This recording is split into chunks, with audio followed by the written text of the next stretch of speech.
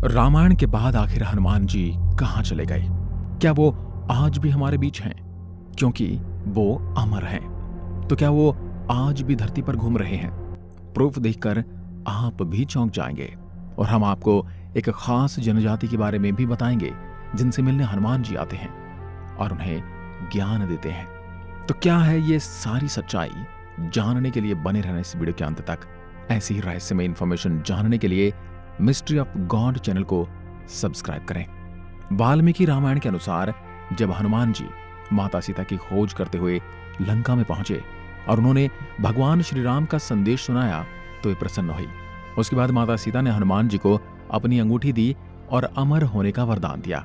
और तब से लेकर अब तक वे इस धरती पर हैं और कलयुग के अंत तक वह इस धरती पर ही रहेंगे, जब तक कल के अवतार का जन्म नहीं हो जाता और वो कलयुग का अंत नहीं करते थे। तब तक हनुमान जी धरती पर भ्रमण करते रहेंगे। त्रेता युग में जब तक श्री राम इस पृथ्वी पर थे तब तक हनुमान जी उनके साथ ही अयोध्या में रहे और उनकी सेवा करते रहे। और श्री राम के जाने के बाद हनुमान जी वन में चले गए और उसके बाद उन्होंने पूरे त्रेता युग वहीं पर बिताया। इसके बाद त्रेता युग में हनुमान जी के बारे में और कोई किस्सा सुनने को नहीं मिला था और त्रेता युग के बाद आया द्वापर युग। दोस्तों, रामायण के बाद महाभारत में 2 बार हनुमान जी के होने की बात की गई है, यानी कि त्रेता युग के खत्म होने के बाद द्वापर युग में भी इनके इसी धरती पर होने की बात की गई है। पहली बार द्वापर युग में हनुमान जी का जिक्र भीम द्वारा किया गया था। जब भीम जंगल में थे तो रास्ते में उन्हें एक बुजुर्ग वानर मिला। भीम ने उन्हें अपने रास्ते से हटने के लिए कहा, लेकिन उस वानर ने कहा कि तुम ही हटा दो, मुझ में इतनी शक्ति नहीं रही। तब भीम ने अपनी पूरी शक्ति लगा दी पर उस वानर को हिला तक न सके। तभी भीम समझ गए कि ये कोई साधारण वानर नहीं है। फिर भीम ने उनसे क्षमा मांगकर उस वानर से अपना असली रूप दिखाने के लिए कहा। वे हनुमान जी थे।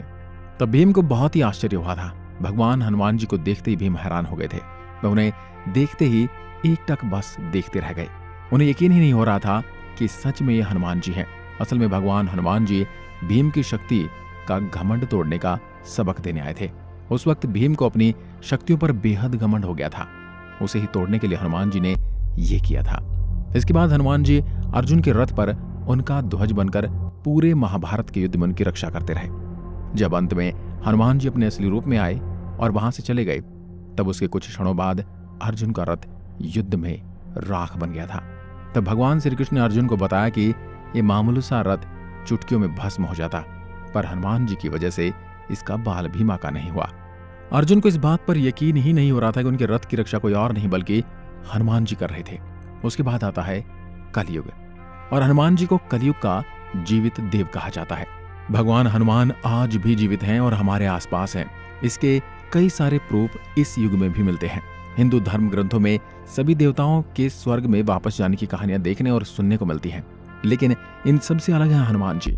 किसी भी ग्रंथ में हनुमान जी के मरने और स्वर्ग में जाने की बात देखने को नहीं मिलती। कुछ महान लोगों ने उनके दर्शन करने की बात भी कही है, जिसमें तुलसीदास, स्वामी रामदास जैसे महापुरुष शामिल हैं। यहाँ तक कि तुलसीदास जी के पास स्वयं हनुमान जी आए थे उन्हें मार्गदर्शन देने। हनुमान जी को मानने वाले लोग कहते हैं कि हनुमान जी हर उस स्थान पर मौजूद हैं जहाँ उनके भक्त उन्हें सच्चे मन से बुलाते हैं। और जहाँ कहीं रामायण पढ़ी जाती है या श्री राम का नाम लिया जाता है, वहाँ हनुमान जी आते हैं। लेकिन अगर धार्मिक मान्यता से अलग देखा जाए तो दुनिया भर में कई ऐसी जगह हैं जहां ऐसे पैरों के निशान बने हुए हैं जिन्हें देखने के बाद पता चलता है कि कोई ऐसा जीव मौजूद है जो आकार में बेहद विशाल है। दुनिया भर के अलग अलग देशों में ये पैरों के निशान काफी संख्या में पाए गए हैं। वैज्ञानिकों का ये दावा है कि ये निशान किसी ऐसे जीव के हैं जिसका शरीर काफी विशाल रहा होगा और कई जगह पर ऐसे पैरों के निशानों को पूजा भी जाता है। दोस्तों, अगर मैं आपको कहूं कि एक कबीले से मिलने हनुमान जी आते हैं तो आपको यकीन होगा, लेकिन ये सच है।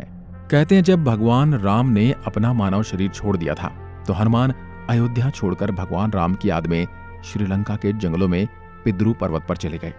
यहाँ के लोगों ने हनुमान जी की बड़ी सेवा की। उनकी भक्ति और सेवा से प्रसन्न होकर उन्हें ये वचन दिया कि वे हर 41 साल बाद उनके कबीले में उनके साथ रहने आएंगे और उन्हें आत्मज्ञान देंगे।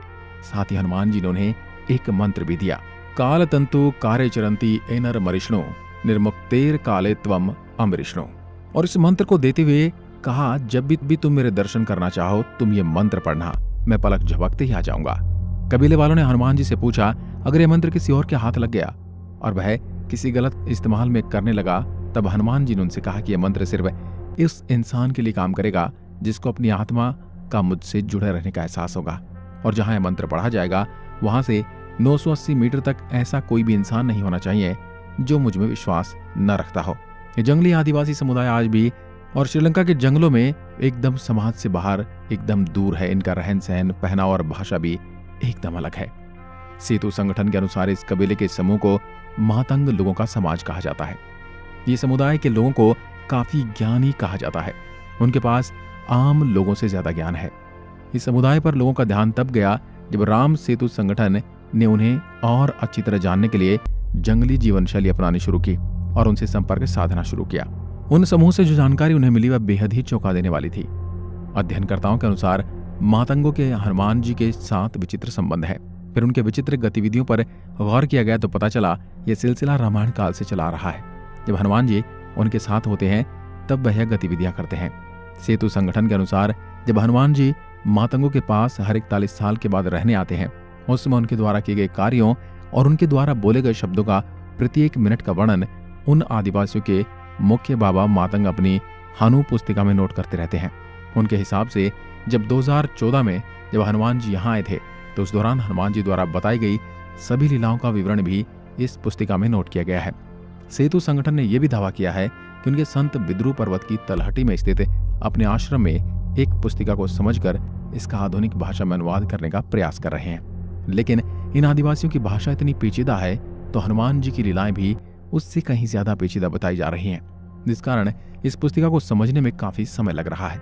इन लोगों के अनुसार हनुमान जी आज भी जीवित हैं और हिमालय के जंगलों में रहते हैं। हनुमान जी 17 मई 2014 को उनसे मिलने आए थे और अब वह 41 साल बाद यानी 2055 में फिर से आएंगे। उन्होंने बताया पिछले साल एक रात कैसे उन्हें हनुमान जी के दर्शन हुए।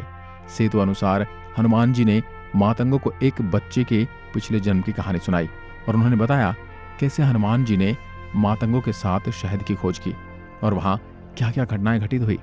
उन्होंने समय की अवधारणा को भी बताया। जब मनुष्य समय के बारे में सोचता है तो उसके मन में घड़ी का विचार आता है, लेकिन हनुमान जी तो चिरंजीवी हैं। हनुमान जी और अन्य देवों के लिए धरती का समय क्षणिक है। मनुष्य 1 वर्ष देवी देवताओं के 1 दिन के बराबर ही होता है। और ये सारी बातें हम नहीं कह रहे, बल्कि सेतु संगठन की रिसर्च है। और इसी के साथ इंडिया से लेकर अमेरिका तक और अमेरिका से लेकर अफ्रीका तक हर जगह एक ताकतवर बंदर की कहानी मशहूर है। जैसे पड़ोसी देश चीन को ही लीजिए, उनके मंकी किंग और हनुमान जी के बीच बहुत ज्यादा समानताएं दिखाई देती है। चाइनीज माइथोलॉजी में कहा जाता है कि मंकी किंग से देवता भी नहीं लड़ सकते। मंकी किंग सबसे ताकतवर और बुद्धिमान था। बिल्कुल वैसे हनुमान जी भी ताकत और बुद्धि के प्रतीक हैं। अगर उन्हें रामायण में अपनी असली ताकत दिखाई होती तो वो लड़ाई चुटकियों में खत्म हो जाती। और बस चीन ही नहीं, दुनिया भर में कई जगह पर कई कहानियों में हनुमान जी ने अपने होने के संकेत दिए हैं और हम स्वयं हमारे धर्म पर यकीन नहीं कर रहे हैं और इन सब चीजों को झूठा कहते हैं। जबकि अब दूसरे देश के लोग भी हिंदू धर्म को मान रहे हैं, वहीं हम खुद इसे अपने से दूर कर रहे हैं। पर अब हमें फिर से हमारे धर्म को समझना चाहिए। अब आप इस पर क्या सोचते हैं हमें कमेंट में लिखकर जरूर बताएं। एक बार फिर मिलते हैं एक और ऐसी ही वीडियो के साथ। वीडियो के अंत तक बने रहने के लिए आपका धन्यवाद। ऐसी वीडियो देखने के लिए हमारे चैनल को सब्सक्राइब जरूर करें। धन्यवाद।